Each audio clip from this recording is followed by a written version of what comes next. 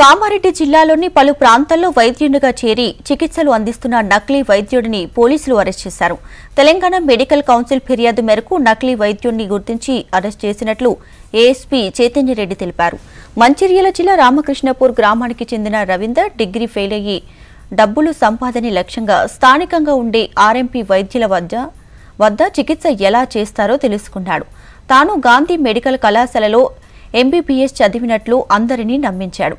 రవీందర్ రెడ్డి అనే వ్యక్తి వైద్యునిగా చలామణి అవుతున్నాడంటూ మెడికల్ అసోసియేషన్ ఫిర్యాదు మేరకు రవీందర్ రెడ్డిని అరెస్ట్ చేసినట్లు పోలీసులు చెప్పారు.